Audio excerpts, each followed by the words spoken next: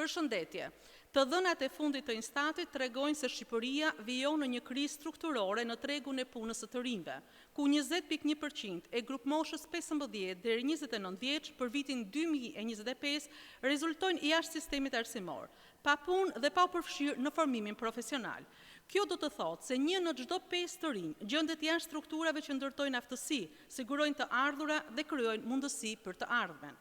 Kjo situatë e shumë viteve ka rritur varfërinë, emigracionin, izolimin social, humbjen e aftësive profesionale dhe varësinë ekonomike për të rinjt nga familja, si dhe ka reduktuar mundësinë që të rinjt të krijojnë familje, të jetojnë në shtëpi me qira, si dhe ka zerruar mundësitë që ata të kenë shtëpinë e tyre si pronë.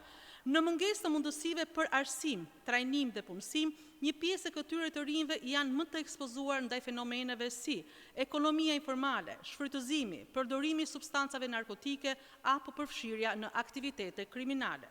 Sipas Instatit, brenda kësaj grup moshe 15 deri 29 vjeçare, 38.5% e të rinjve rezultojnë të papunë aktiv, pasi janë duke kërkuar punë dhe janë të gatshëm të hyjnë në tregun e punës, por nuk e gjejnë. Pjesa tjetër, rreth 20% janë të angazhuar në detyra familjare duke rritur fëmijë apo duke kujdesur për dikë në familje, gjë që tregon nivelin shumë të lartë të papunësisë për moshën më vitale të çdo njeriu dhe mungesën e plotë të shërbimeve sociale, arsimore dhe shëndetësore, përderisa një përqindje kaq e lartë të kësaj moshe merret me kujdesin e prindërve të moshuar apo të fëmijëve në këtë formë.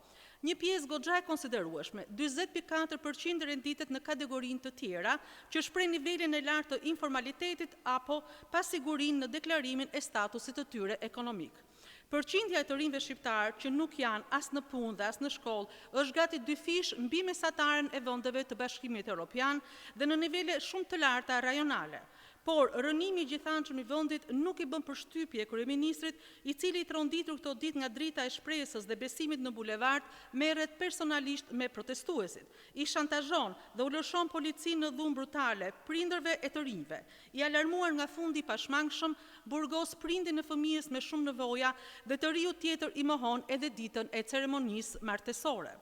Kryeministri që dëboi mbi 1 milion shqiptar e sot përpiqet të fshetë dështimet te armiku i jashtëm dhe i brendshëm si paraardhësit e vet, ky kryeministër që shkatërroi strukturën e çdo funksioni normal të kombit nuk e mbulon dot më diellin me shoshën e fasadave të propagandës, diellin që nuk perëndon në bulevardin e Tiranës të shqiptarëve në protestë. Me gjithë mundimin për ta fshehur panikun që e kanë bërthyer nga protesta, këtë verë e ka të nxehtë. Sot vin bijt e bijat nga diaspora që i degdisin në çdo vend të botës për t'i dalë zot të vendit, për të larguar Edi Ramën, që është e keqja më e madhe e këtij vendi. Të dashur qytetar, të jemi të gjithë sot në shesh në orën 19, secili me peshën e rënd të derteve të këtyre 13 viteve pushtet autokratik. T'ia kthejmë në kurriz kryeministrit më anti-shqiptar që përpolitet derisa të dorëhiqet.